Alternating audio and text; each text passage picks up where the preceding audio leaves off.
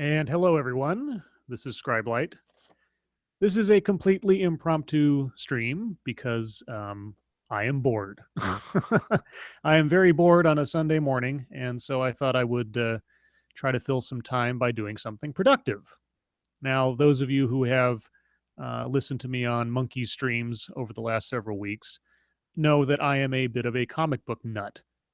As well, I have a lot to say regarding the portrayal of Marvel characters on the Netflix series that have been released over the last, oh God, I guess it's 2 years now or so.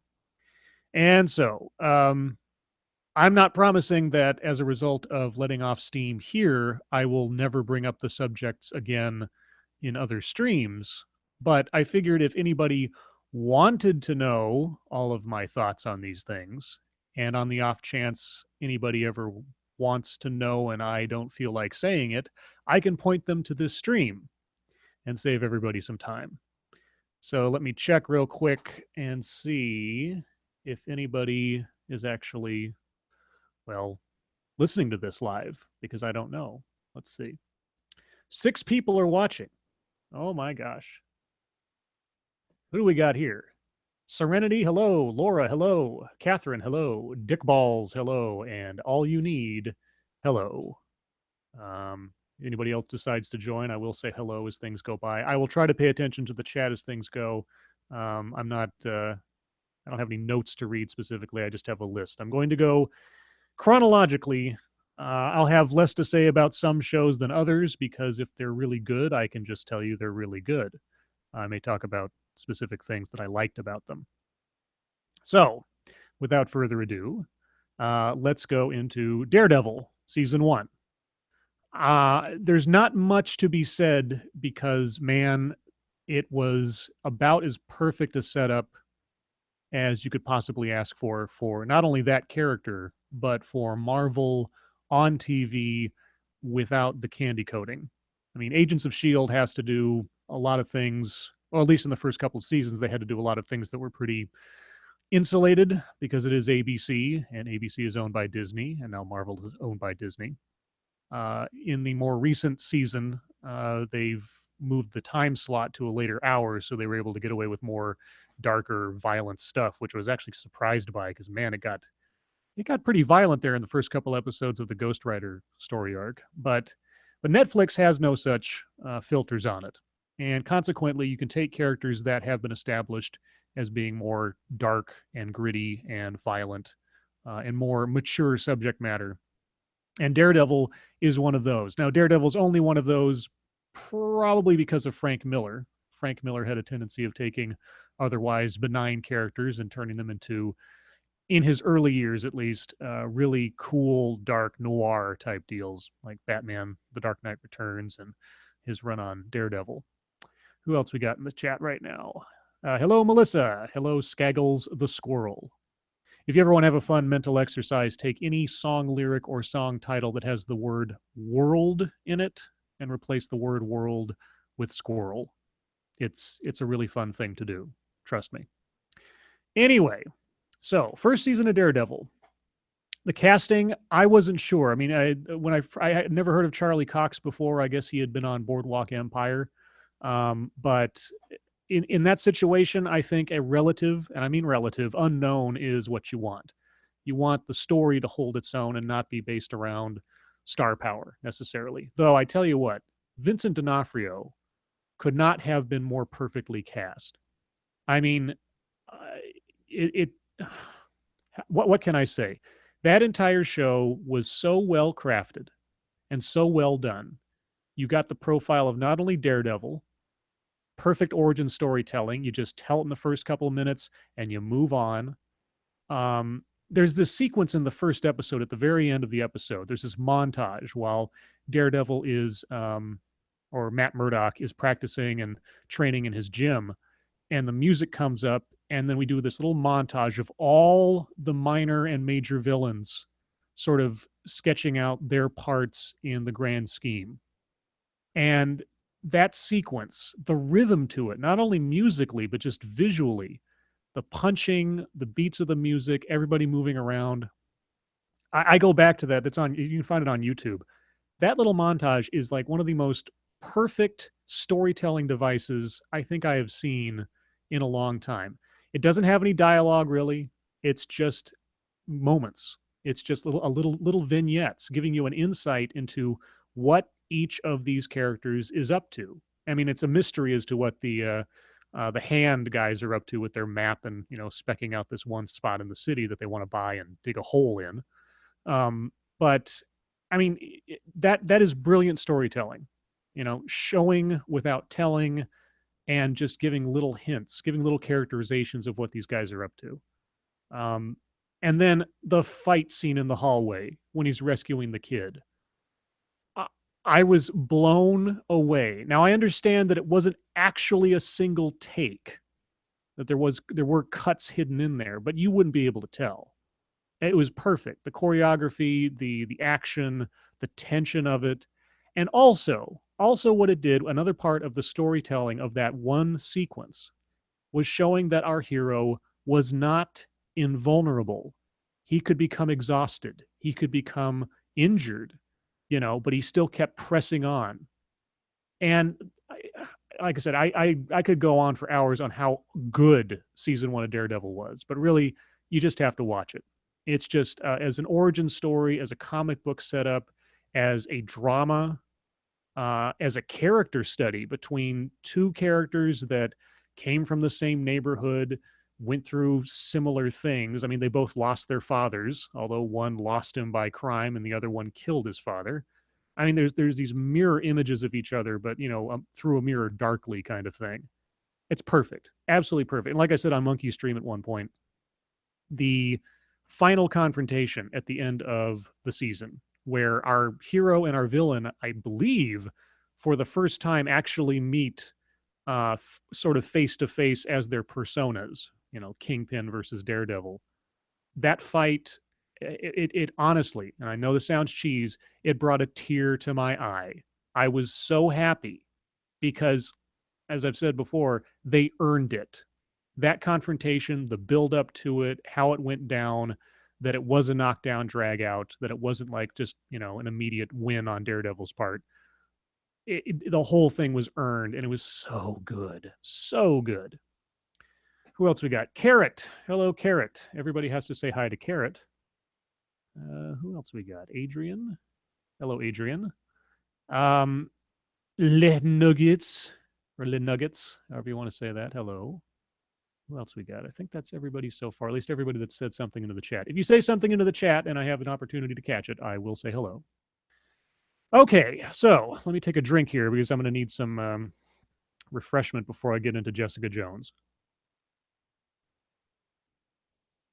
All right, Jessica Jones.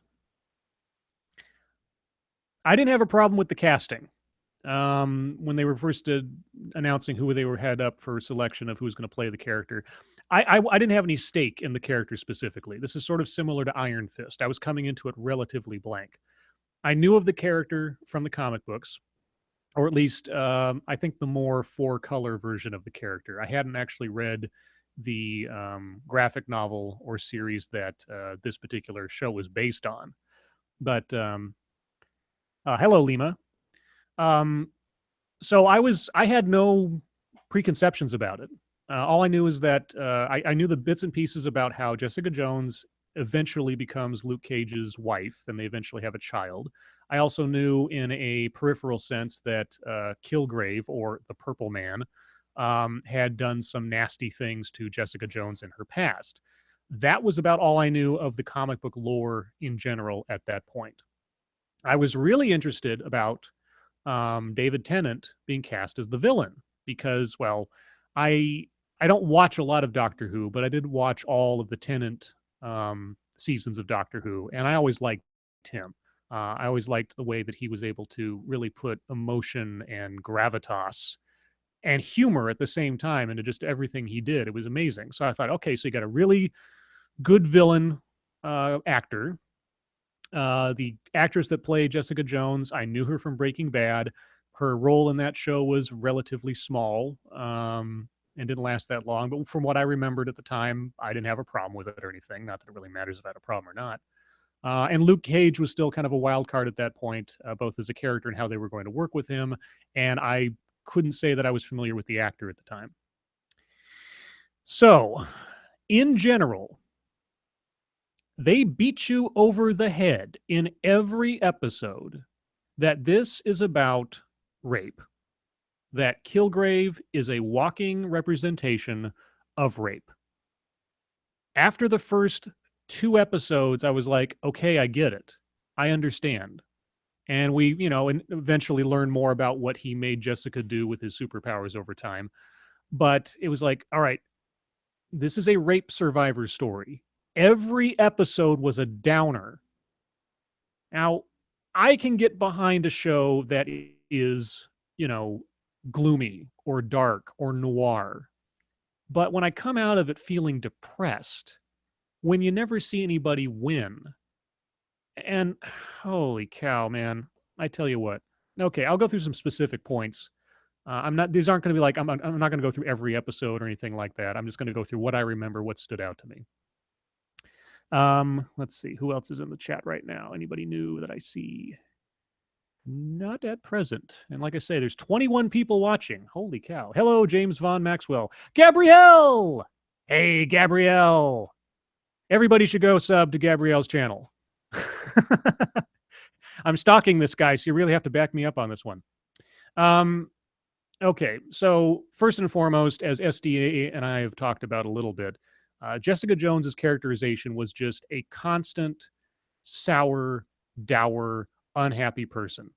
I mean, she was sour about everything. She's always mad. She's always grumpy. She's always depressed. Her best friend, childhood friend, Patty, who would, at least in the comic books, go on to become Hellcat, if I remember correctly. I don't know if she actually will do anything like that in the Netflix series, but time will tell. Hello, Sweet Chili Tea and Mr. Gillistar. So Patty is supposedly some kind of like shut-in, afraid of the world, kind of agoraphobic person. She has a big security door on her apartment. She's very wary about who she lets in. And yet, at the drop of every hat, she is willing to go out on capers with Jessica and later on with cop boyfriend Schmaguggle. Oh, God, I could say so much about him, too. We'll get there, too. So, Jessica is an absolute jerk.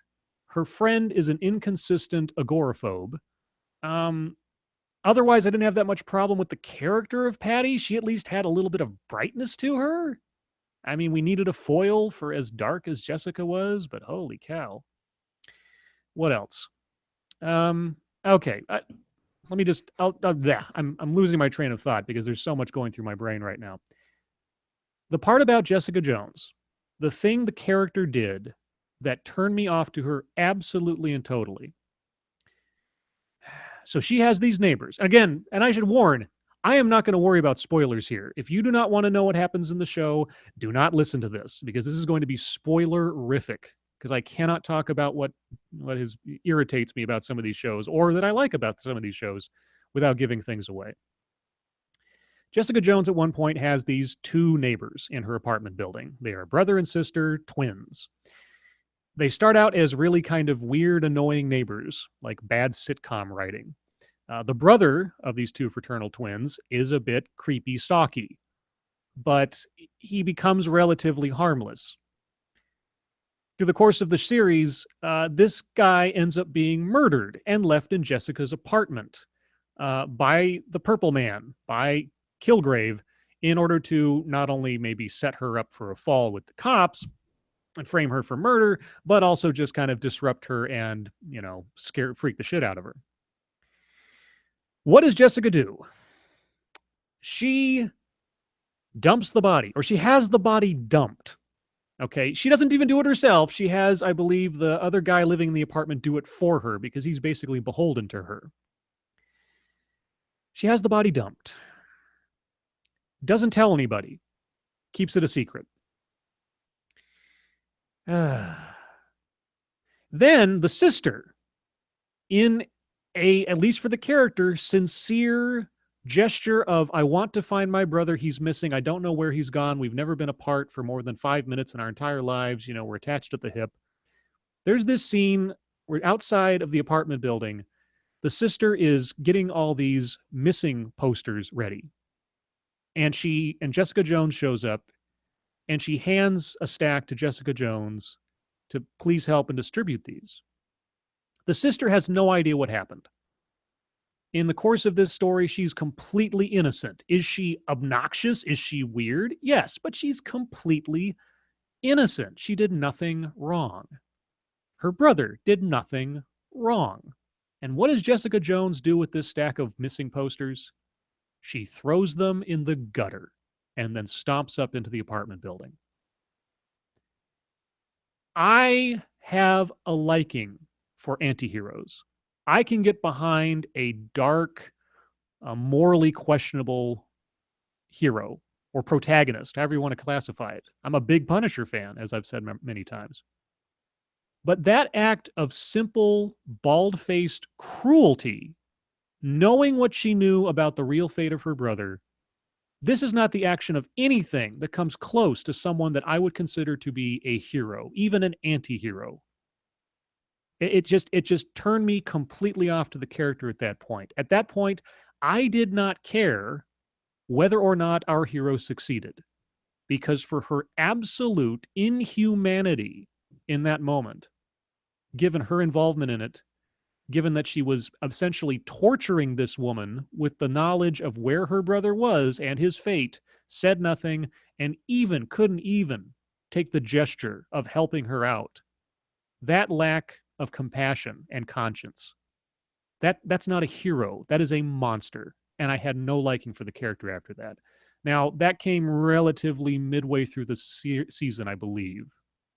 And that just kind of shot it in the foot. Who else we got? Lotus. Oh, Lotus, you're in the chat. Thank you for showing up, Lotus. And hello, Satan. I haven't worshipped you yet today, so all hail Satan. Anybody else I missed?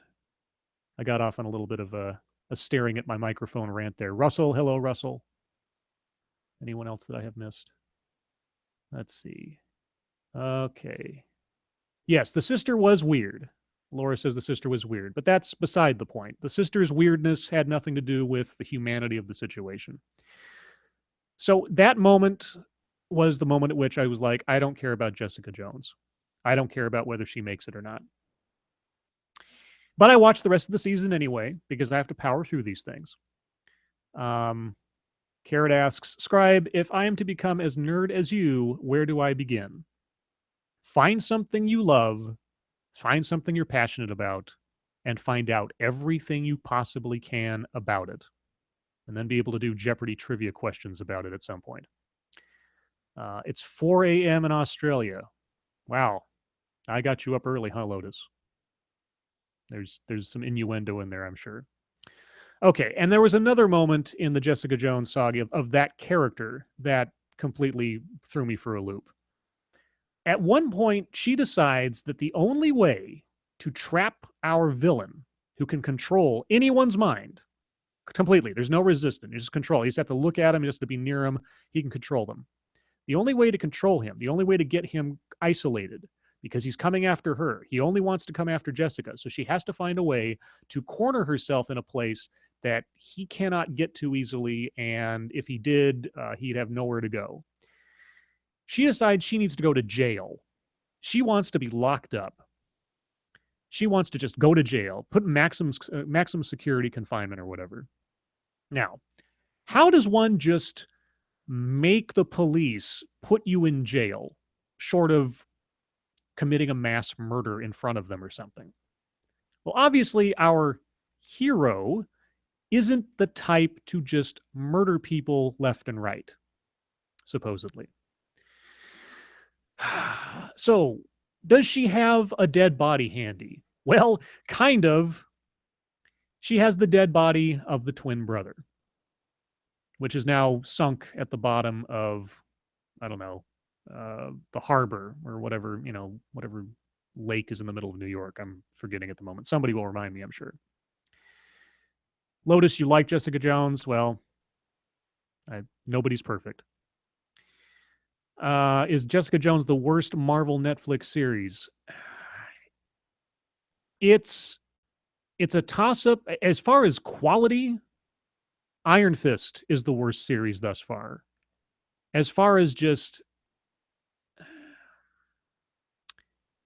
something that I enjoyed watching, Jessica Jones is the worst so far. So it's kind of a toss-up depending on how you look at it. Okay, so she needs a dead body in order to go to jail. She needs to show that she's committed a murder, something awful. So what does she do? Well, she has her friend who dumped the body of the brother show her where he dumped the body, and then she jumps into the river, the lake or whatever, goes down and tears the body's head off, which she then promptly marches into the police station with and demands to be put in jail. Now, it was one thing to attribute absolute lack of humanity and compassion to this character. But now, I'm not even sure that this character has two brain cells to rub together. Because it doesn't even take the lowest idiot to understand that's not how this works. And, desecrating the body after everything else she did was just, the icing on the shit cake as far as her personal humanity went at that point. So she's stupid and she's mean. And this is someone who I'm supposed to look at as the protagonist. Yeah. Okay. So that's Jessica Jones. Let's talk about our villain. Our villain is two-dimensional. When you make a character the walking representation of rape, and that is what you hit the audience over the head with every time he's even mentioned, it becomes very boring very quick. The shock value of it is there maybe in the first episode or two. But after about 3 or 4, it's kind of, you just get numb to it. And not in the sense like, oh, now rape is okay. No, it's just as far as a narrative tool, embodying this guy as rape, it just becomes boring. There's nothing else to the character. The only thing that made that character watchable was David Tennant's acting. He chewed up the scenery. He had a great time playing just the bad guy, twirling his mustache and just being all that kind of goofiness. And there was one moment in the writing that almost gave a hint of complexity to this character. And this is when about 3/4 of the way through. Oh, hello, Blake. I see you on there. Blake Dobbins. Hello. This is about 3/4 of the way through the series where he has his grand scheme, and this is just bad writing. His grand scheme up through the 75% of the series is that he's going to completely remake Jessica Jones's childhood home in order to try to win her over to him in a romantic way. It never made any sense to me. And they never portrayed Killgrave as so delusional as to think that that would be a logical pathway to her heart. This is the problem. You can't make your character both cunning and intelligent and delusional. It just doesn't operate that. We can't balance that. Anyway, there is this one moment when they are sort of commiserating with each other, where Killgrave opens up and he says something to the effect of, do you know what it's like to never know if someone is doing something for you because they want to? Because the way they've characterized his power in this is that it's reflexive. It's not something he has any control over. He just has to be around somebody and they will do what he wants them to do. And in that one instant, I thought, now that is an interesting aspect to this character's psychology. It never goes any further than that. We never go any deeper into it. But I thought that was an interesting twist. I wish they had played that up in some way, shape, or form. Because in Daredevil, Wilson Fisk, the Kingpin, while he is a villain and a monster, there is shards of humanity to the guy. He loves his mother. He falls in love with Vanessa. He is willing to fight and die for Vanessa. There are shades of honor. There's a code in this guy that while he is a villain, he is a complex villain. Not necessarily a sympathetic villain, but a complex one. He's not a one note. Killgrave was one note. They gave him 3 seconds of complexity, and then they never touched it again. So, Killgrave. Now, if you've ever watched Battlestar Galactica, spoiler alert, in the intro to every episode, they would say, here are the Cylons. They have a plan. That's what they'd say every episode. They have a plan. Now, we only see the story essentially through the eyes of the crew of the Battlestar Galactica. And the Cylons are the, mysterious villains out in space. By the time we get to, I think it's season 3, it might be season 2. It's been a while now. By season 3, the Cylons and the humans finally come to a hospitable planet they call New Caprica. And it turns out, for the first time we get to see things almost completely from the Cylons' point of view, there never was a plan. Okay? So it's one of those things where there's all this buildup to the notion that there's some grand scheme, but then it's an empty bag. This is sort of what happens with Killgrave. We see him try. I mean, his motivations seem to be stalking Jessica. He is rape. He is the memory of rape. He is PTSD, stalking Jessica at every turn. And how is this going to be resolved? What is his intentions? What is his grand scheme? I mean, it's not to rob a bank. He can just walk in and have people hand him money. When somebody can have anybody do anything he wants them to, what does he want? He wants Jessica because Jessica can somehow resist his power. And I'll get to the point. I'll get to the events that led up to her resisting his power, which also are horribly written anyway. Admiral Thunderbunny, hello, Admiral. Cursed Sandcat, do you think YouTube is going to start taking down YouTubers whose views they disagree with? That's a separate discussion. We talked about that on Monkey Stream. I think in the general sense, they are policing content that they cannot monetize without upsetting advertisers or getting some kind of boycott. I think they're more concerned with the bottom line than they are with virtues, so to speak. But that's another discussion. Let's see what else. Where was I at? Oh yeah, Killgrave. So Killgrave's grand plan throughout this entire thing is apparently to rebuild Jessica Jones's childhood home from scratch, bring her there, and then by this gesture and effort on his part, which, was insane, somehow this will show his true intentions of his true emotions towards her, etc., and make her love him or something. This obviously does not work. I don't know how anyone could have imagined this wouldn't work, but apparently Killgrave thought it would, even though he has been so conniving and brilliant and just knows everything at every point. Yeah. So what is Killgrave's plan? Well, inevitably after this, they capture Killgrave and they put him into an isolation chamber where he cannot affect anybody. They have him at their mercy. And this is Jessica and Patty and Hogarth, the lawyer. And oh God, every time I hear the name Hogarth, I think of Iron Giant.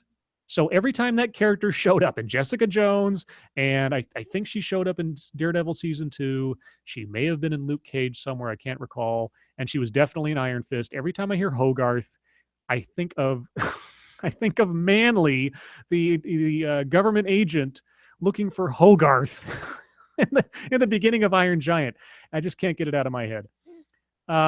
Let's see. Thunder Bunny says Killgrave just wants to possess that which he cannot control. Yes, that is true. I will not deny that is his that is the stone in his shoe, so to speak. But the way he goes about it doesn't make any sense, and it shouldn't make any sense to the way that they've characterized Killgrave's intelligence and planning and everything else. Sorry, I had to take a drink. All this talking.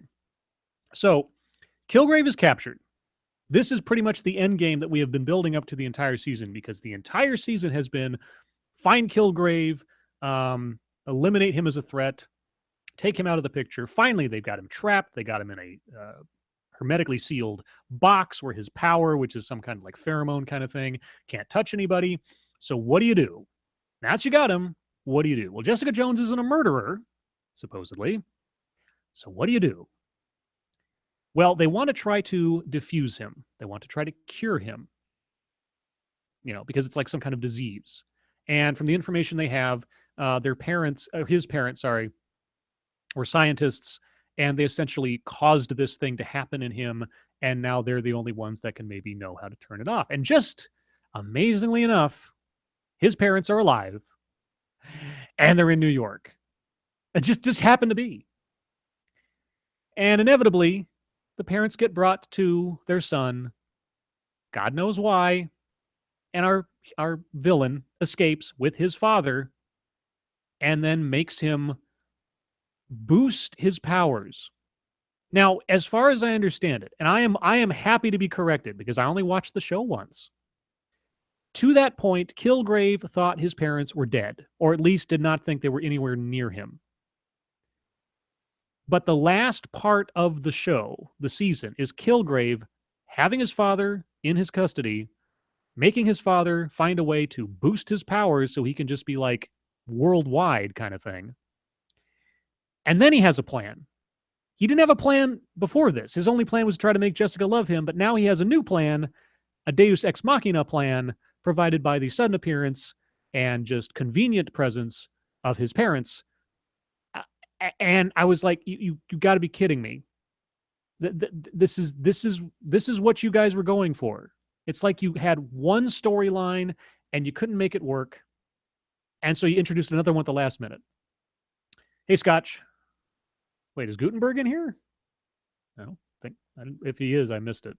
Is Gutenberg in the chat? Or did Scotch just say hi to Gutenberg on the off, like Gutenberg's his personal deity or something? I don't know. His parents and other scientists were the ones who gave him the powers in the first place. Yes, Satan. Yes, yeah. It was some kind of gene therapy or something. I forget the details as far as that story's told. Anyway, so Killgrave now has a new plan now that his old plan failed. And it was just like, this seems like a convenient story device tacked on to justify 3 or 4 more episodes. It didn't make any sense. It didn't make any sense to me it didn't feel organic. It felt tacked on. So, oh, and God, the girl that Jessica Jones is trying to save this whole time, her name is Hope. She had to save Hope. But then what happens? Hope kills herself and we lose Hope. I mean, no episode was a win for the audience. Every episode was a goddamn depression hammer. Even when I was trying to, it's a comic book show, for God's sakes. Even in Daredevil, there was some sense of like triumph or heroism or humor. They had Foggy for a comic foil. I don't think anybody in that show was a comic foil for Jessica Jones. I mean, maybe Purple Man in a very dark way, but that's about it. What else? Jessica Jones. Well, of course, inevitably, it comes down to she has to kill Purple Man. So now she's a murderer. Yes, I understand there was really no other way to do it. The way the writers had written this guy's power, there was no way to stop him short of murdering him, especially when you take away the possibility of just curing him. So Jessica Jones' main bad guy is dead. She's defeated her rape memories. I'm sure we'll never hear about it again. Now, the event that somehow made Jessica Jones invulnerable to Purple Man's mental control powers was that Purple Man controlled Jessica to dig up some buried in concrete data files that Luke Cage's wife knew where they were. And then he has Jessica kill Luke Cage's wife. It just happens to be Luke Cage's wife. This happens to be Luke Cage, who, went to jail, and we see Luke Cage's origin story. There is just far too many coincidences there that Superhuman 1 meets Superhuman 2, mind controls her into eventually killing Superhuman 3's wife. And lastly, and probably leastly, was the police officer, or Nuke, as he is probably better known in the comic books the way they did him. His situation was so goofy. He shows up. He's some ex-Marine or ex-Special Forces guy who turned into a New York police officer. Um, he's a complete wuss and written such around Jessica and Patty. Of course, he wants to, get in Patty's pants, which he does quite literally. And then at some point, he just does a heel turn and becomes some drugged up psycho villain that murders a police officer. It made no sense. It made no sense at all. It was the most weird, sudden, unprovoked turn. And he has a backstory about some super duper secret organization that gives people medications to make them super soldiers, and probably another Captain America offshoot thing. Oh God. Anyway. Okay, there's Jessica Jones. How long have I been going now? 35 minutes. Okay, 35 minutes to go from Daredevil to Jessica Jones. Okay. Enough of Jessica Jones. Daredevil Season 2, where my favorite character, the Punisher, is introduced. Now, I've mentioned this on Monkey Stream before. Let's see. Well, before I go there, let me check the chat real quick. Anybody say anything? Opening up here. Let's see. How many South Americans does it take to screw in a light bulb? Asks Carrot. I don't know, Carrot. Tell us. A Brazilian. Baveth. Let's see. Hope kills hope. Yes. Jessica Jones is a very hard-boiled attempt at a modern noir story. Admiral, I know what they were going for. I understand that was the gist of the source material. That was not what came across in that show. I didn't see noir. I just saw depression. Noir has to have a humor to it. Even a humor in the subtext. I never found myself enjoying anything in that show. It was always it was like watching a long developing bruise on my emotions watching that show. That's just me. Again, this is just me. Satan says Jessica Jones was one of the darkest series they ever came out with, so it wasn't meant to be nice for the audience. I understand. Like I said, I can deal with dark. Don't get me wrong. I can deal with dark. I just can't deal with characters I don't even want to root for. Bad guys that have flimsy to no motivation to be doing what they're doing, and inconsistent characterizations of other things. The only high point of Jessica Jones, in the moments that he was there, which were brief, was Luke Cage. He was fun to watch. He actually had a sort of humor about his situation. I mean, he would make these little jokes, or he would just sort of like sigh every time somebody pulled out a gun or something. There was at least a little bit of, here we go again. And I get to sort of empathize with that. There was none of that for Jessica Jones. Everything was just emo depressing. Okay.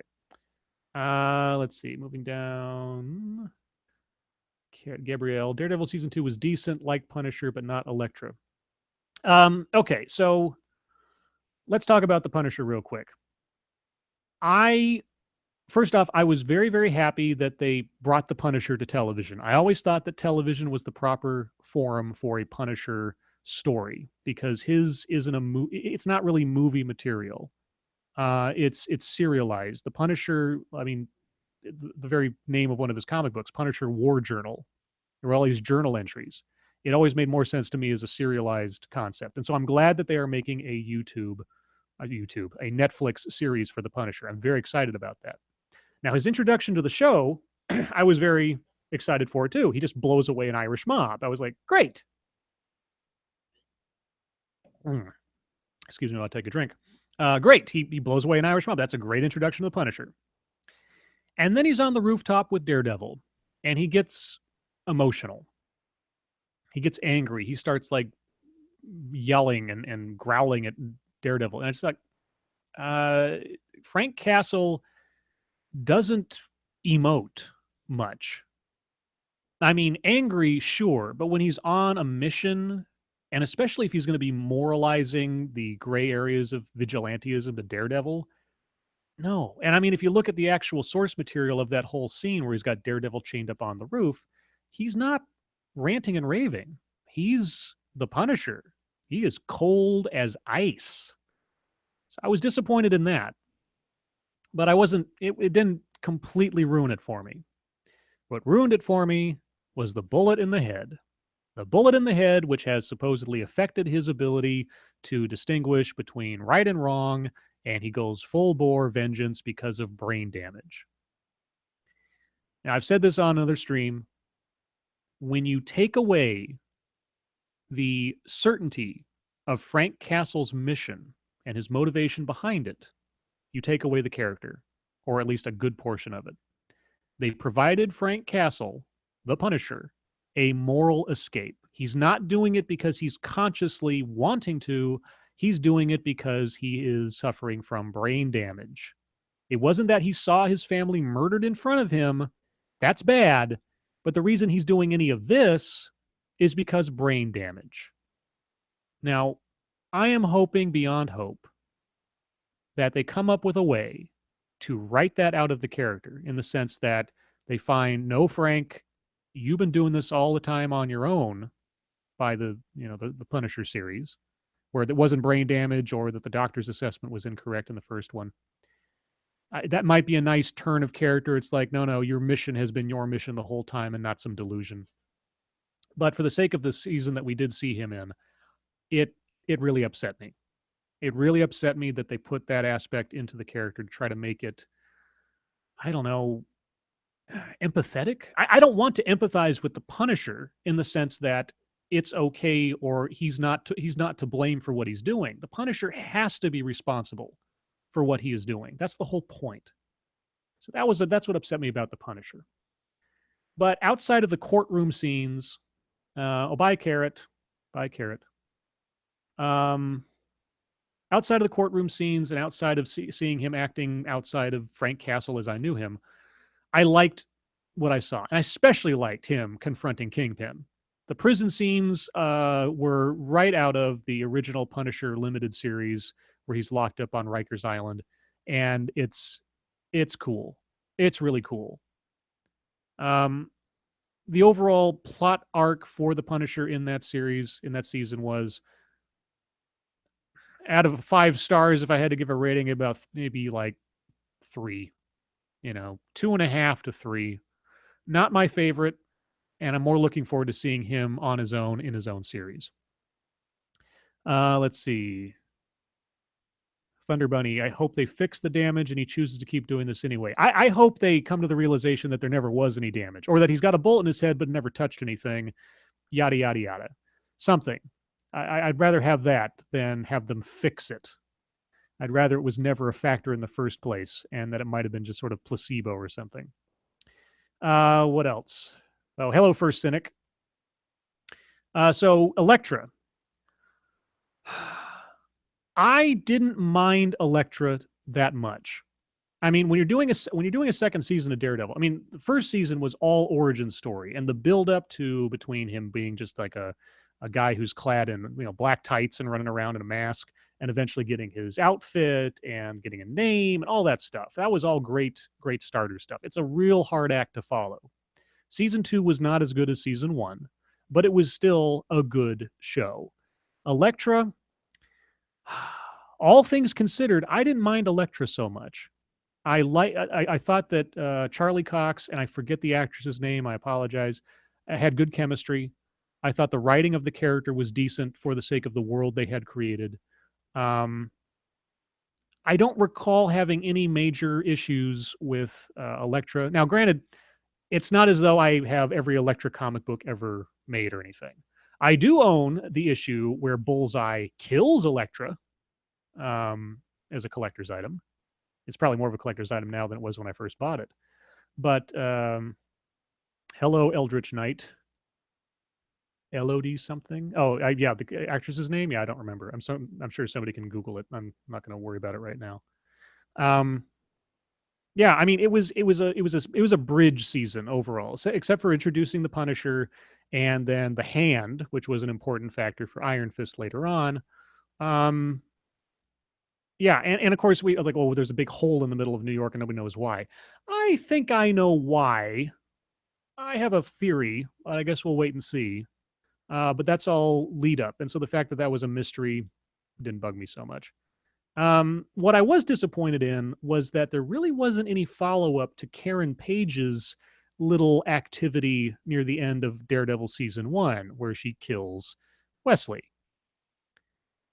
There's hints at it of her guilt and her or her like complicity in that, but it's never resolved. I'm hoping that that'll come into play somehow in the Punisher series because Karen Page apparently has a decent role in the Punisher series.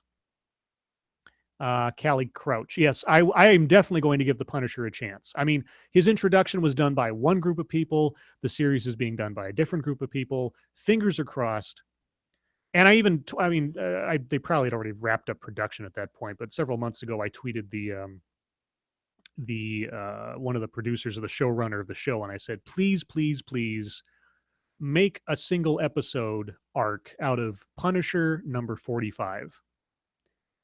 Punisher number 45, issue 45 of the first Unlimited series, is probably the best Punisher story comic book all around I have ever read. If you do not know about Punisher 45, find a copy, or maybe they've scanned it digitally by now. I don't know. I don't have Marvel Unlimited anymore. Maybe they have. But if you can find a copy of Punisher 45 and you are at all a fan of the Punisher, man, get a copy of that book. I think it is probably one of the best Punisher books ever written. That's all I'll say about that. I've talked about it before. I think I put it on a Minds group that I did about the Punisher. The actor of the Punisher. I don't blame the actor so much. The actor seems fine. I know he was on Walking Dead. I hadn't watched much of Walking Dead, so I didn't have any preconceived notion about him. What they had written for him didn't make me happy. You know, the ranting and raving on the rooftop, some of the other sort of emotional outburst kind of stuff. But as the character's concerned, I didn't have a problem with him when he was in those moments that were Punisher. Obviously, the series will tell us more about whether or not he fits into it. So far, I'm kind of Switzerland on him. But as far as established Punisher actors are concerned, Thomas Jane still is the tops as far as I'm concerned, just for the amount of care and effort he went into for making that character, and for no money at all doing the Dirty Laundry short film, which you can look up on YouTube right now. If you can just look up hashtag Dirty Laundry, all one word, Punisher, you'll find it. It's excellent, and he did it, and it was for the fans, and you can't get much better than that as far as someone who tries to embody that character. Which Punisher 45? I'm talking about the 1993, whatever. It's like the first. There was the limited series where Frank Castle's in prison and he has to take out Jigsaw there, and then there's the unlimited series back in the 90s. Late 80s, early 90s, and it's number 45. So if you can find it, the picture is Frank Castle standing on top of a taxi with a gun pointed straight down. It's like got a red background, and he's wearing a trench coat or something.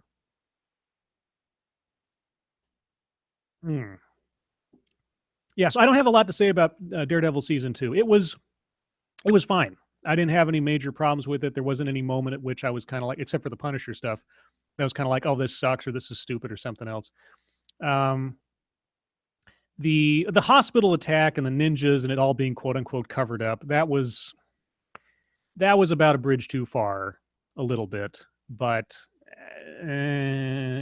so.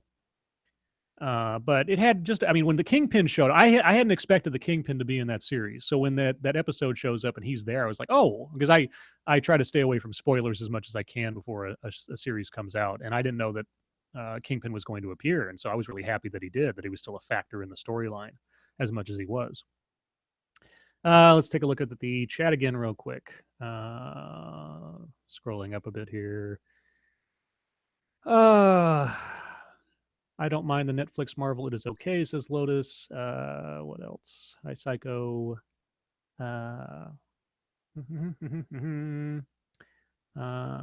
As far as the Punisher goes, I laughed at the Dolph Lundgren movie, Own the Tom Jane, and War Journal movies. Warzone.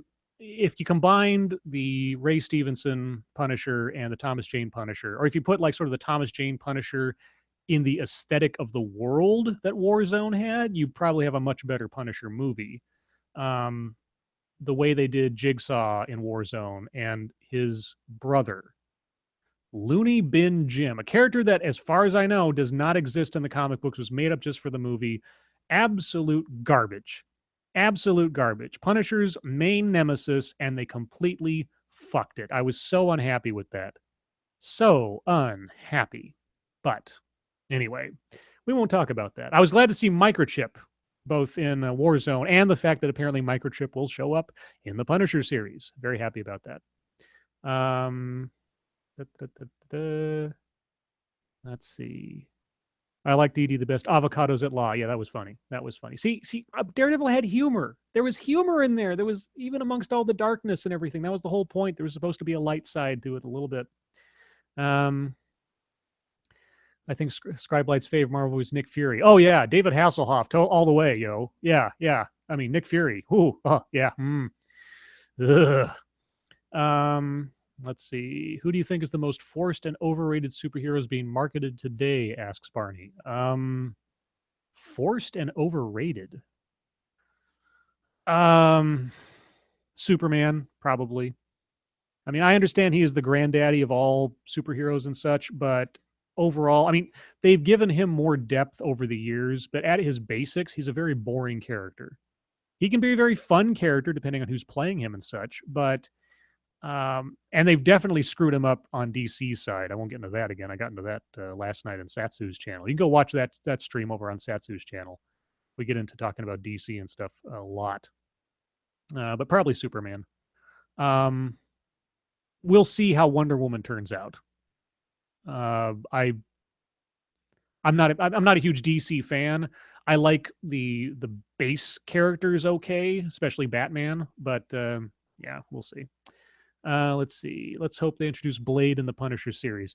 I don't know what's going to happen with Blade. I'm really hoping that I was hoping that with Doctor Strange opening up the magical aspect of the Marvel universe, and then Ghost Rider showing up in Agents of S.H.I.E.L.D., that we might get Blade showing up on Agents of S.H.I.E.L.D. somehow, and then, and then we could get like Ghost Rider and Blade, and God, who else would be a good one?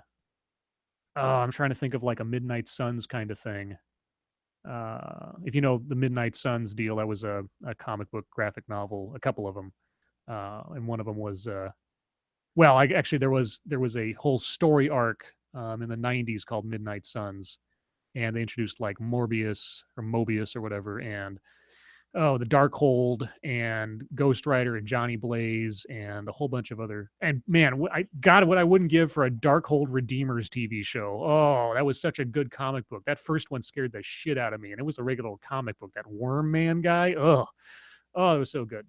Anyway, so Daredevil season 2, decent. I didn't have a problem with it. And Punisher stuff. Luke Cage, I like quite a bit. There was a little bit more moralizing social commentary in some parts than I would have that made me happy, but otherwise, I liked it fine. The only problem I had with Luke Cage was that they had such an interesting villain in Diamondback, and then they kill him, and then they move over to this other guy whose name escapes me right now because he didn't make an impression on me until the very end when he puts on his super suit. I was like, okay, yeah, no. There was such a cool thing going on with Diamondback, and then, boom, yeah, just like, or was it Cottonmouth? Sorry, not was it Cottonmouth? Cottonmouth. I apologize. I meant Cottonmouth. I meant the first bad guy, the bald guy who ran the club. Cottonmouth. Diamondback was the other guy because everybody's got to be named after a snake. Cottonmouth was a cool bad guy. That was a neat bad guy to watch. Seeing the dynamic between him and his sister turns like super villain-y kind of suddenly to me. I mean, I understand that she was like the corrupt politician kind of thing, but she turns into a Ma Barker mob boss, whatever.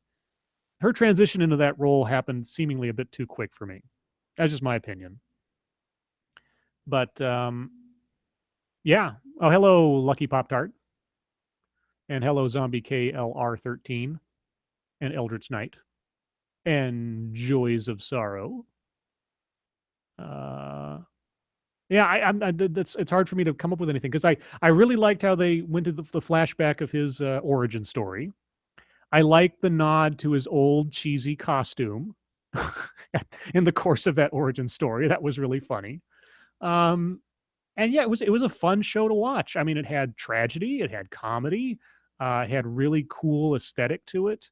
Um, I wasn't so sure about the musical numbers because there at various points in the show, we'd suddenly cut to the club and there'd be a musical number going on, and we'd linger on the musical number for like 5 or 6 minutes. And I didn't mind the music so much as just it was kind of like, okay, this just feels like filler. This doesn't add anything to the story. It's just filler showcase. It's like, okay, I guess, but I'd rather get back to the story. Let's see. When you making a Star Wars Rebels live stream? Oh God, Star Wars. Tell you what, that's the next like I'm super bored live stream I will do. I will do a Star Wars or Star Wars Rebel live stream. Right now I'm going to try to keep focusing on Marvel Netflix, and we're coming up to the end here pretty quick. But I'll check the chat here to see if I missed anything about. Um, let's see. Yeah, sorry, I said Diamondback. I meant Cottonmouth. It was my bad. Let's see. What was the last movie you saw in a theater? Logan. Yep.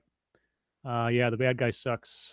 Yeah, the last bad guy. Yeah, I wasn't nearly as happy with him as I was with Cottonmouth. Pop Tart says favorite book. Oh, the Bible. Obviously, it's the Bible. It's the best book ever written. Okay. Let's see where else. It was a good movie about Trump. Logan? Yeah, that's what I hear. I hear it's a very good movie about Trump. Let's see. Let's see. The musical numbers were paid adverts. Is that true, Admiral? I don't know. I thought it was just like sort of like these are artists the filmmakers or the studio or whatever liked and wanted to put in there, but maybe they are. I don't know. Let's see. Marvel can bring back all the villains when Blackheart enters the story. Oh, Blackheart, man. I cannot wait to see if they decide to introduce Mephisto. Because, like I said, Doctor Strange's advent opens up the supernatural side of the Marvel universe. Thor did it a little bit when he sort of mentioned, what you call science is just magic in other places kind of thing. But they didn't go too supernatural, not too magic-y occult stuff. Doctor Strange opened the door for the Darkhold and Ghost Rider to return. So there's a whole other avenue that they have an opportunity to go here. And obviously, the Hand in the Netflix side of things is also into the occult kind of stuff. So I'm hoping we get like a team up with Ghost Rider and Daredevil and Blade and maybe Elektra, like zombie Elektra. So I don't know. I just want to see some sort of like some of the dark gothic horror aspects of the Marvel universe sort of have their own corner somewhere. Moon Knight. If Moon Knight and Blade and Ghost Rider got together, that'd be really cool. I'd like that. Let's see. What did you think of the Hand, Daredevil versus Iron Fist? Okay, so now we get into Iron Fist. As far as the Hand was portrayed, I think they were portrayed more interestingly in Daredevil than in Iron Fist, because in Iron Fist, the Hand doesn't make any fucking sense. Okay. Give me a moment to take a drink here. I'm going to need some for this Iron Fist deal. Lotus, yes. As far as I know, they're still doing Cloak and Dagger. That is in production right now. I think they're in the process of casting. I think. I'm hoping that's good too, because if you read the first opening issues of Cloak and Dagger, the opening series, it's good, and it's really good material. I hope they stick to it. I hope they keep it dark, but also with a little bit of heroism in there, because it is a dark story. Hello, Amanda Wolfchild. Okay, let's see who else we got here. The Constantine series. I'm not a big DC fan. I didn't watch much of the Constantine stuff, but I very much admire the fact that they picked the series up again, maintained the same actor, and that they made Constantine a Brit, because fuck knows, as much as the Keanu Reeves movie had some interesting visuals, that was not John Constantine. Okay. All right. So, Iron Fist. Hello, Fernanda. Yes, I don't know if I'm saying that right. Fernanda, is that correct? God, I hope I didn't screw that up. Okay. Well, this is about Iron Fist. Don't get me started about Iron Fist. I was leading up to Iron Fist. I talked about the other series were leading up to Iron Fist. Okay. So, Iron Fist. What can I say about Iron Fist that has not already been said? All right. So the show could not decide whether it was a martial arts show or a family corporate drama, because we spend as much, if not in some cases more time, focused on Ward and Joy and the corporation, or Rand Enterprises, and the goings on there and their dramas, as much as we do with Danny Rand. And as a consequence, Ward is the most interesting character of the entire series. Ward has an arc. Ward has an evolution. The things he does and the consequences thereof don't make a hell of a lot of sense in the beginning, but I liked watching Ward and the actor portraying him far more over the course of the series than any other character. And I'm talking in relative terms. I mean, the guy did a fine job for what he was handed, but as far as the characterizations are concerned, in relative terms, Ward was the most interesting character. Now, Danny Rand. What can I say about how they decided to construct Danny Rand for this story? Just like Jessica Jones, I came into this show not knowing that much about Iron Fist in the broad strokes. Or I should say not, well, I knew about the broad strokes, sorry, in the details, because I didn't read any of the comic books of his. I didn't have a subscription to it. I wasn't some huge fan of Iron Fist. I was aware of the character, I'd seen him in plenty of places. I knew the gist of his origin story, his powers, his relationship with Luke Cage, and so on. So I had no stake in this. I was ready for anything and had no expectations. I don't care if you were 10 years old when you entered a monastery. You had 15 years raised by super intelligent monks in another dimension, and you learned a bunch of stuff. You're not a complete idiot. At least you would have thought. Yet Danny Rand shows up after 15 years of absence without any notion that he should have a showing of proof to identify himself and to prove who he is. He walks into the old corporate offices and imagines he's going to be recognized.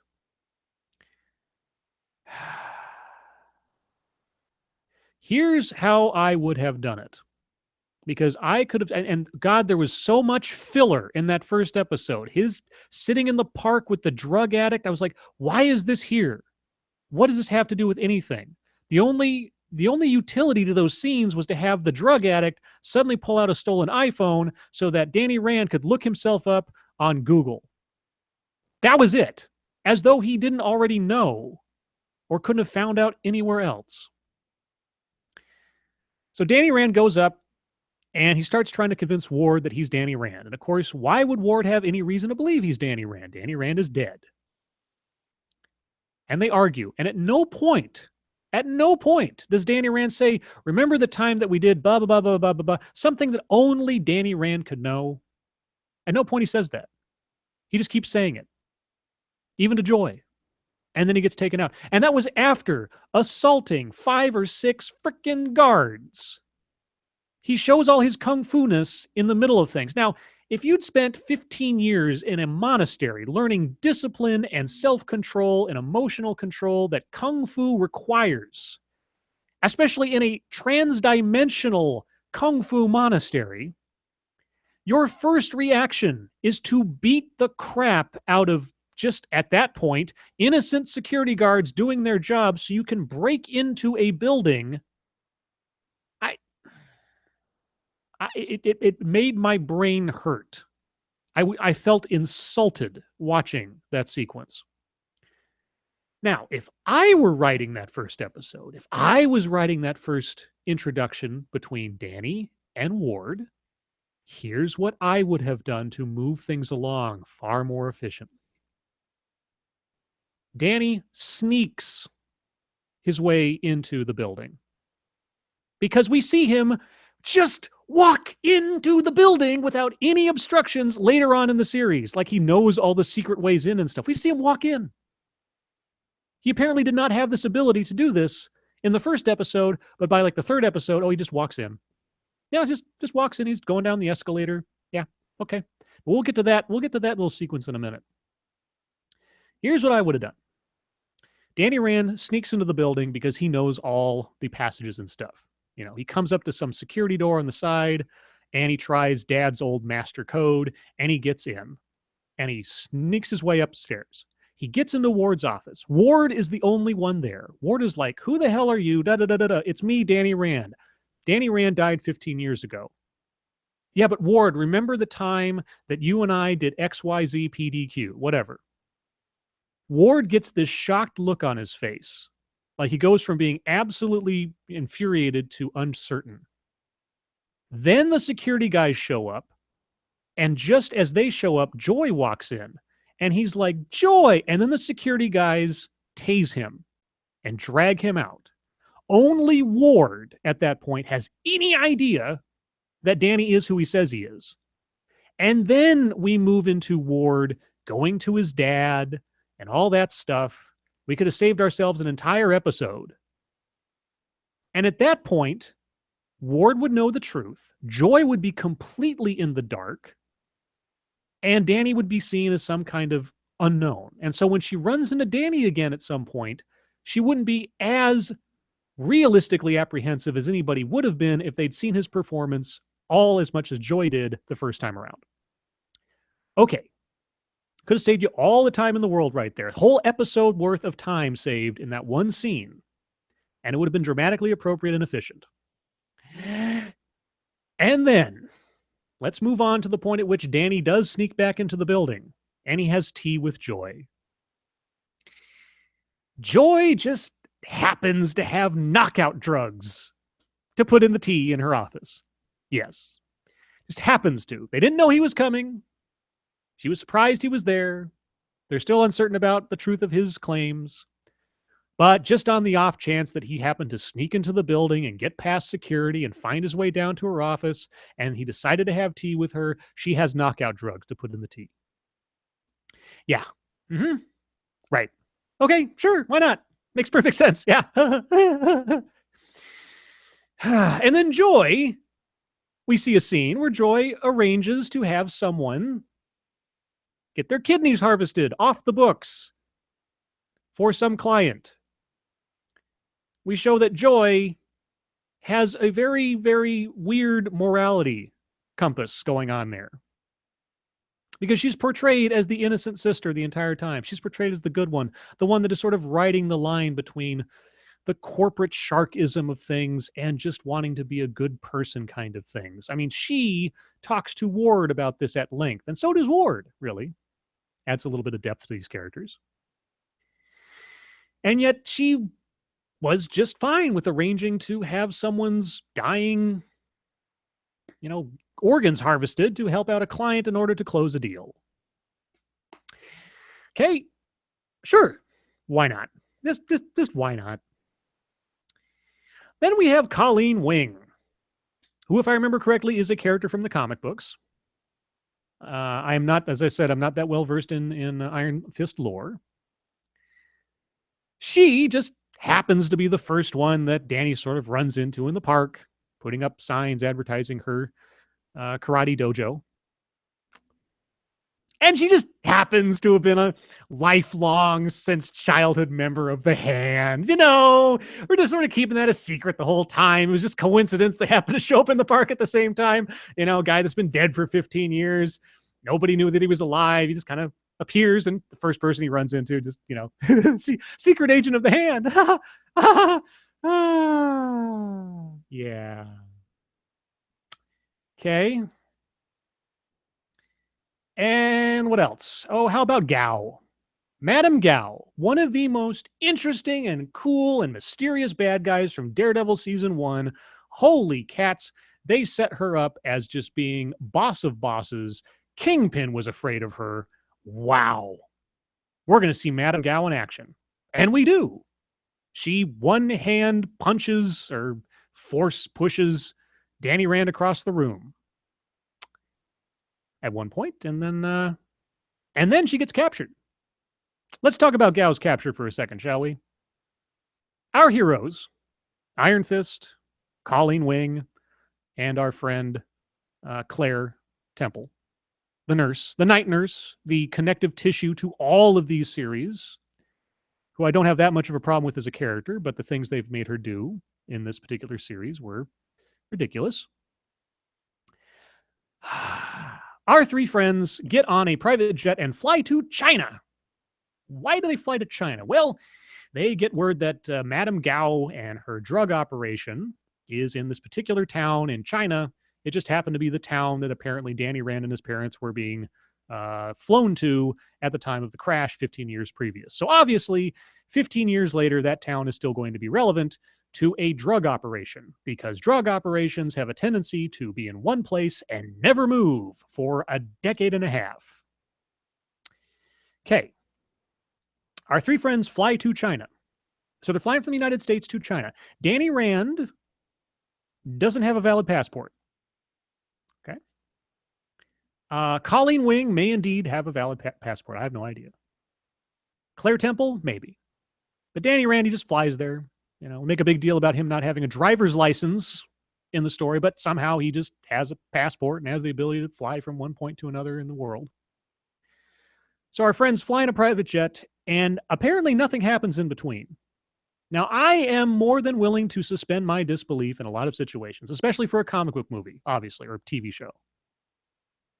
What I cannot suspend is that they flew to China, got through customs, rented a car, dressed in all black, drove off to some remote location, had a kung fu fight at a drug lab, captured a tiny old Asian woman who can force push people across the room, which she never did, which made no sense. And then they capture this woman, and then lickety-split, she's tied to a chair back in New York. Okay, guys. Okay. How many ways can we count that this makes fucking no sense at all? How many ways? How many ways can we count? Taking a little old lady on your rented car, presumably it's rented, driving back to the airport, ushering her through customs. Did she bring her passport with her at the drug lab? Did you stop back at her apartment or her secret lair to pick up her papers? Take this little old innocent lady through customs, at which point she never ever could just say, please help me, these people are kidnapping me. She could. And they would have really nothing to say. What story could they come up with? Gao could have done a zillion things to stop this from happening. But no, they just take her to the airport, get back on the private plane. Nobody asks any questions. They fly 8-9 hours, whatever the hell it is, from China back to New York. From China to New York. I mean, holy shit, you cannot get more opposite sides of the planet than that. But she sits on a plane with them from China to New York, and then they tie her to a chair at a dojo. And that's including landing at the airport, getting through American customs, driving all the way back to the dojo, sitting her down in a chair and tying her to it.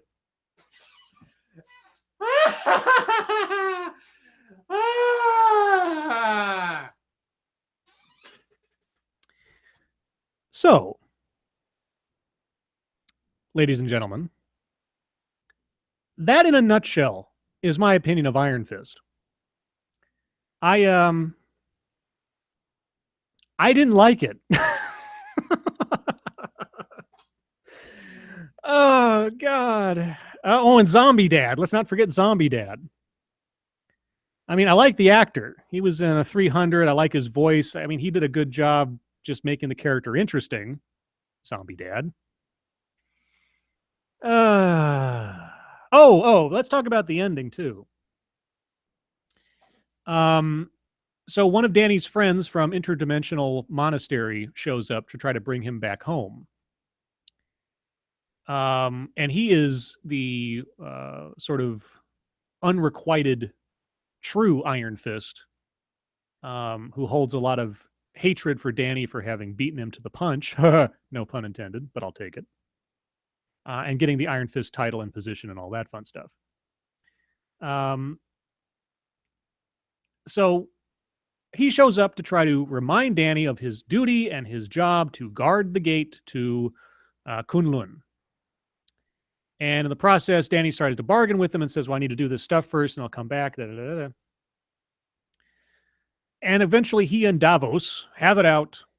And Davos ends up killing, what's his name? The other hand leader. Okay, because the hand has factions, you know. And Colleen Wing, she grew up with the hand and never had any idea at all that the hand was evil. Now, this is the good part of the hand. The best part of the deal was when Claire Temple says, well, then couldn't you call yourselves the arm or the ear or something? It's like, that's the point at which I would expect to hear the Cinema Sins guy saying, Claire Temple would be good at Cinema Sins. So at the very end of the show, what do we see? Well, we see that apparently Davos, the super duper loyal to Kunlun, I wanted to be the Iron Fist, spent my entire life everything. Danny Rand is abusing and not doing his duty. Apparently Davos now is willing to assassinate Danny Rand for Joy, who apparently is commissioning him to do this as Gao is sitting there 5 feet away. So has Davos joined the hand? The guy who was born and bred to be the Iron Fist, the destroyer of the hand, who stabbed a knife through Nobutu, or I forget the character's name. This is how much of an impression he made. Stabbed a knife through the guy's chest into his heart, killed the leader of the hand, or at least at that point, the leader of the hand. Now he's suddenly turned heel and going to become villain.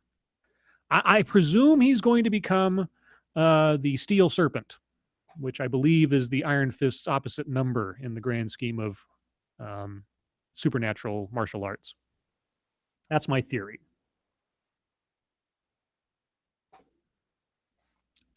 And the other thing too, I'll just mention because why not after the trip from China, the Iron Fist power itself. I cannot count. I stopped counting how many times they came up with a reason in the storyline for Danny Rand being unable to summon the Iron Fist. I mean, the show is called Iron Fist. We see him use it a handful of times. And then, of course, at the very end, he uses it in such a dramatic fashion as to cause a practical earthquake through an office building. You always have to wonder and ask yourself, why didn't he do that every time he ended up in a fight?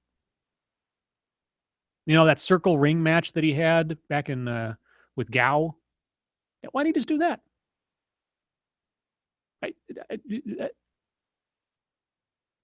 I don't know. I don't know. It just doesn't make any sense. Anyway, in a nutshell, as much as that is a nutshell, that is my thoughts on Iron Fist and Daredevil and Jessica Jones and Luke Cage. I don't have anything more to say unless there's something specific that you guys would like to talk about. So now I will specifically turn my attention back to the chat and look for questions or anything else. And if you really want to catch my attention with this, make sure you put Scribe Light in the in your message because it'll highlight it for me on the chat. Let's see. Scribe Light, the only thing missing from Iron Fist was Ward telling Madame Gao to make him a sandwich. Oh, God. Madame Gao. They just wasted that character. I didn't do anything horrible to her. They didn't make her do anything stupid. They just put her in stupid scenarios. Oh, God. Okay. He does become an Iron Fist from a different set of mystical monks, Scribe Light. Yeah, okay. Maybe that's it. Let's see. What else we got? Have I watched Kung Fury? Yes, I've watched Kung Fury. It was awesome. Let's see. What else? Scribe Light. Yes, thank you. I will watch this tomorrow. Okay. Oh, that's something else. Have you seen? Yes, Ichabod. I have seen Kung Fury. Yes. I liked it. It was funny. the whole 80s retro style. There's a really good band you should look up if you like that kind of stuff called Gunship. Um, there's a little animated music video they have. Well, actually, most of their music videos are pretty cool. There's this one that's claymation that I think you'd like a lot. You'll know it when you see it. I think the thumbnail has a little claymation RoboCop on it. So look up Gunship. Scribe Light off topic from Marvel, but I'm curious about your thoughts on Rogue One and such. Give me a second. Let me check out some other stuff. Rogue One's a kind of a longer conversation. Scribe Light just got your attention for no reason. Thank you, Amanda. Scribe Light, are you going to do one on Doctor Who before the next season starts? I'm not a Doctor Who fan enough to really speak intelligently on it. I watched the Tennant seasons and I started watching the Matt Smith stuff, but I kind of lost my steam at that point. So I'll leave Doctor Who to far better fans of it than I am. I don't hate it necessarily or anything. It's just I'm not into it that much. Scribe Light, I'm with Amanda. You're with Amanda, like in the same room? Ooh. Oh. Scribe Light, you talked about Moon Knight. Do you think they could make it a live action without ruining it? Moon Knight could only really work on a series, kind of like Punisher.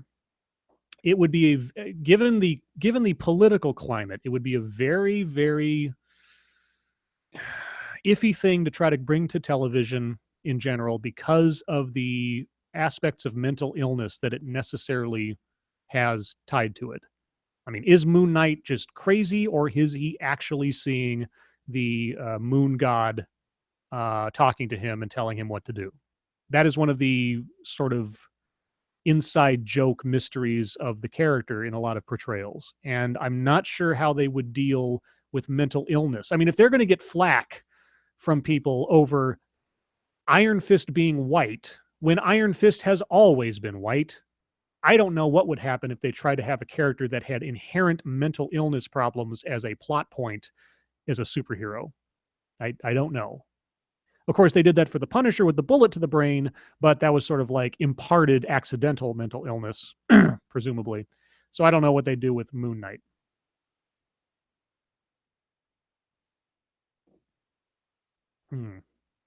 Excuse me. Moon Knight is black, white.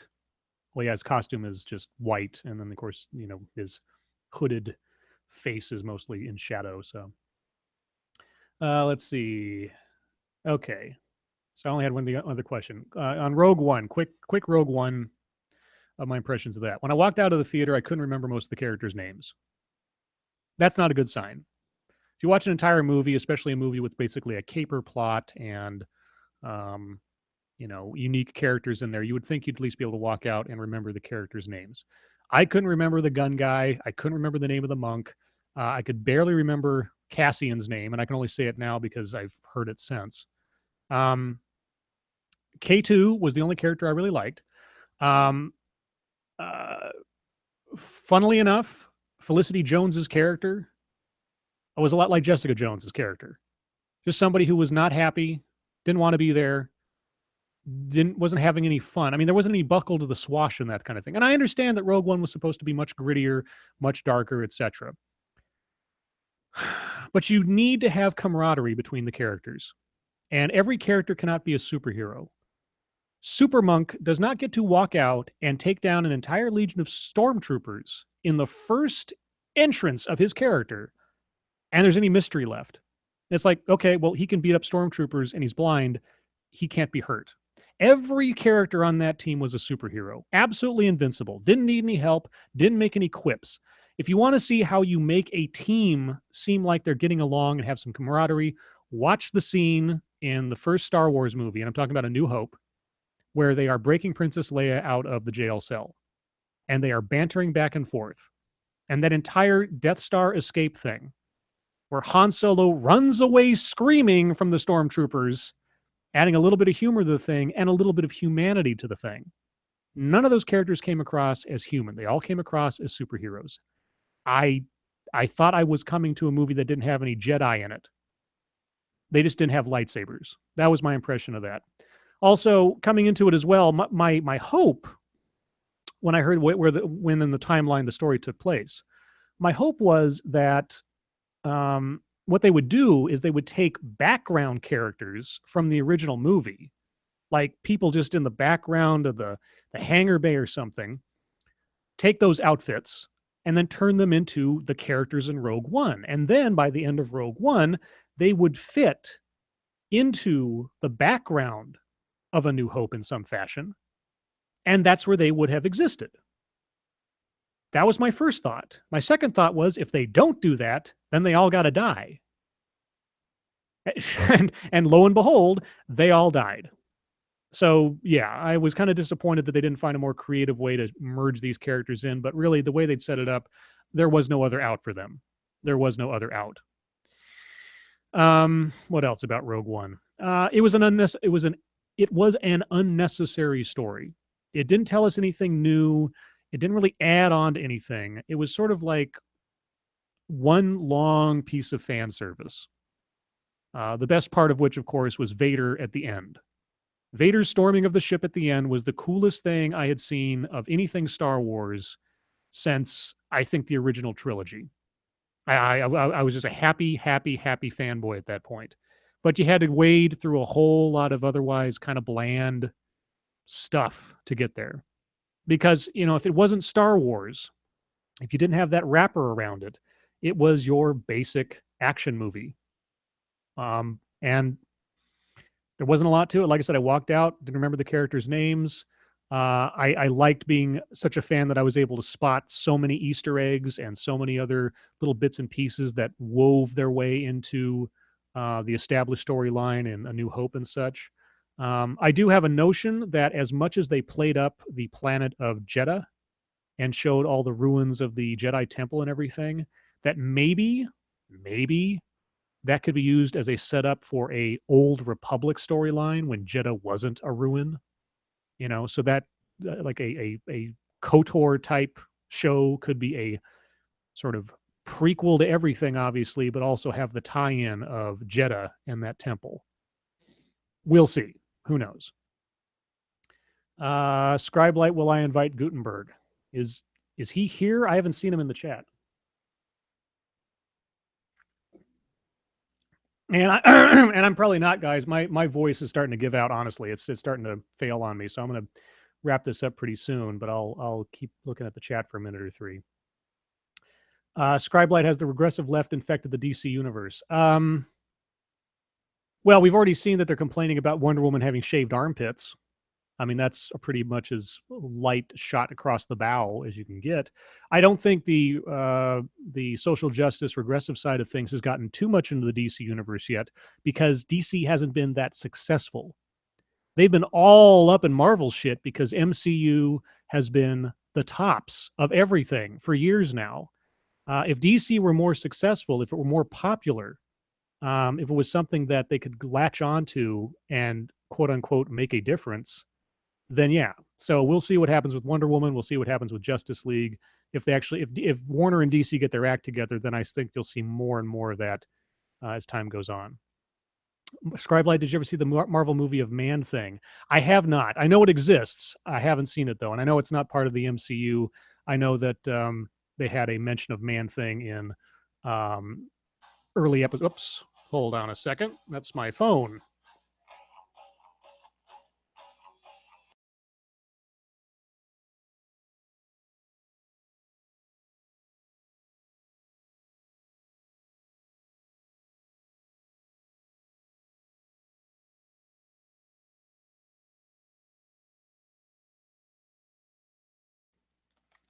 Sorry about that. Phone call from a family member. Apologies for the pause there. Couldn't avoid that. Let's see. Moving on.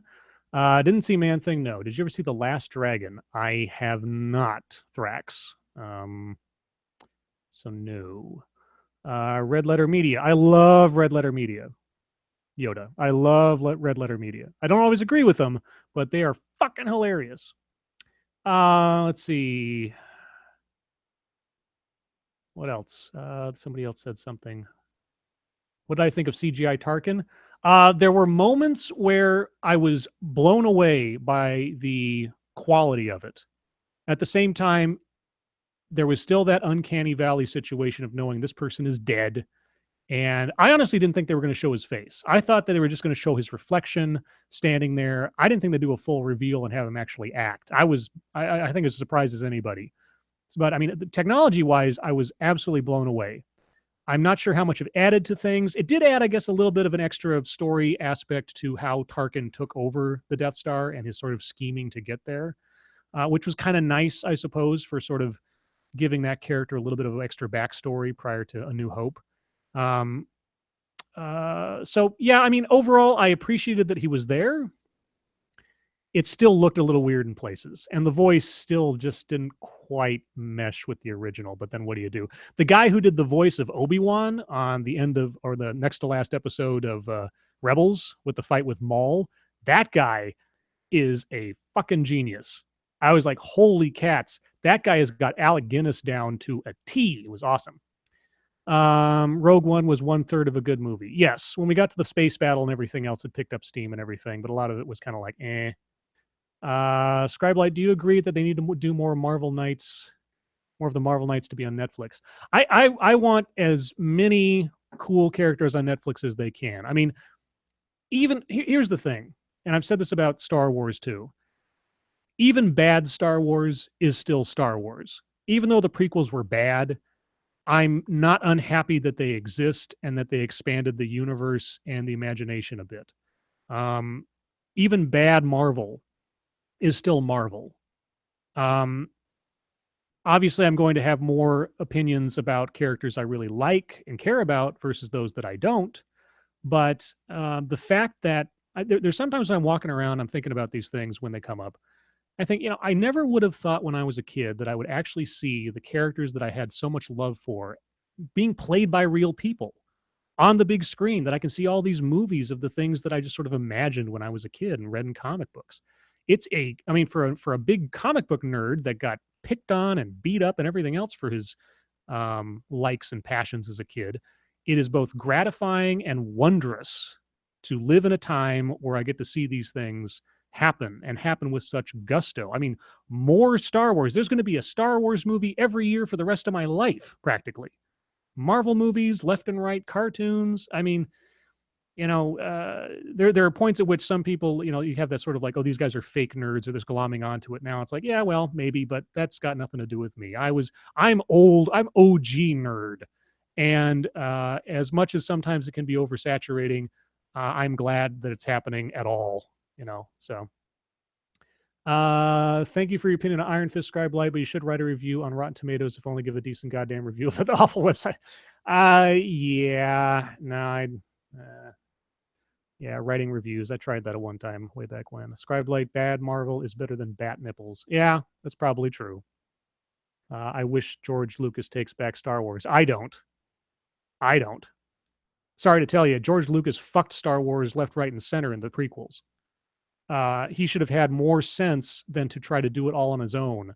He made the right choice when he gave Irvin Kershner the director's reins of Empire Strikes Back and just was a producer.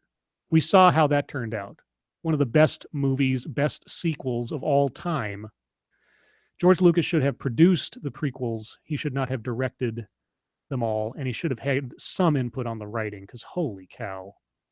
Ugh, God. Yeah. Let's see. Let's see. Have you read the Bloodstorm comic? I know the name offhand. I don't think I've ever read it. George Lucas made the sequels better. Well, yes. I mean, in comparison, this is true. George Lucas has good imagination, not so. Yeah, George Lucas knows how to direct action. He does not know how to direct actors.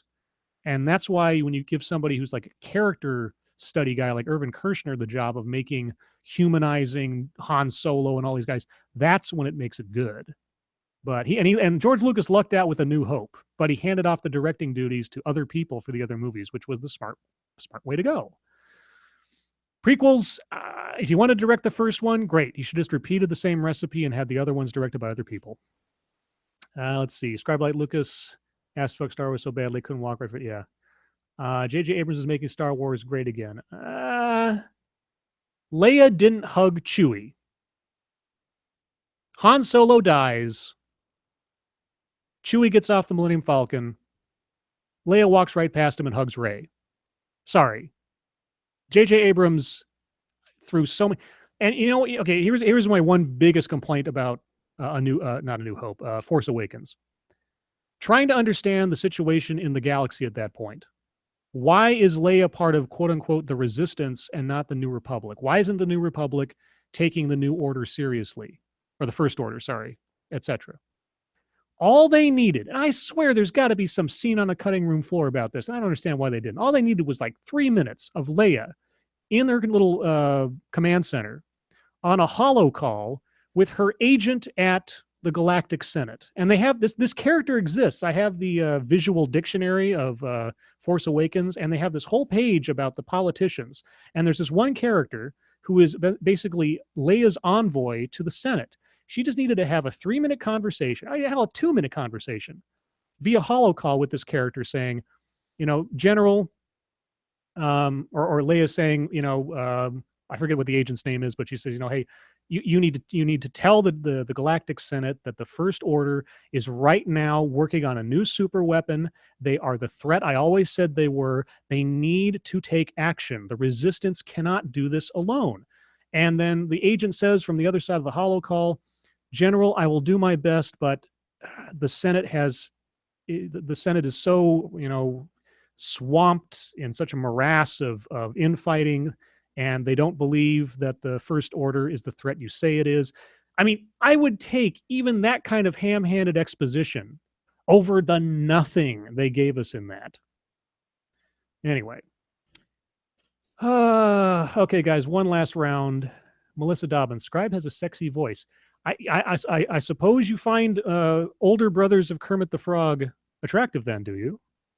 Because I sound like an older Kermit the Frog. I don't like my voice. I even after this much practice now on videos and streams and such and listening back to it, I still have a certain amount of antipathy for the sound of my own voice. I think I sound kind of goofy.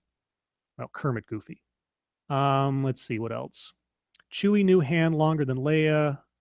Well, yeah, but Leia had a child with Han, and that Chewie was like everybody's best uncle for the whole of Kylo's life to that point. She wouldn't have hugged Chewie. He's a part of the family. Come on. Let's see. Oh, and Scribe Light, you should come on the show sometime. We can geek out. I got a jet though. Later, folks. Bye, Ichabod.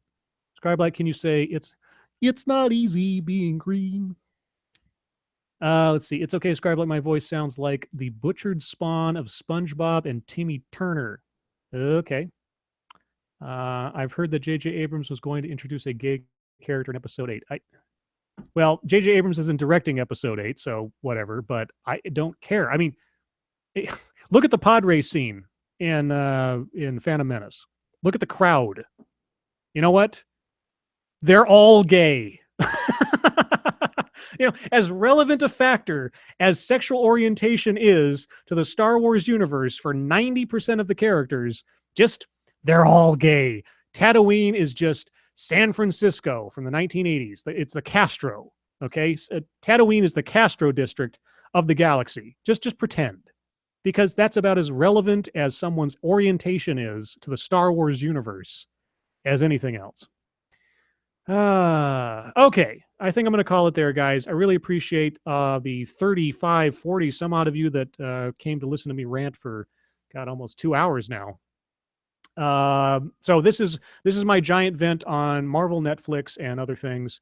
I will direct people who ask me about this kind of stuff to this stream from now on. I mean, I may still cover some bases if we're in a discussion with other people on a stream, but this will be sort of like the archived library of my thoughts. If anything new comes up or whatever else, I'll do a secondary stream or something like that. I don't know how often I'll do board streams like this again, because this was just a completely off the cuff kind of thing. But I appreciate all the attendance and attention. And thank you so much. And as always, thank you for listening.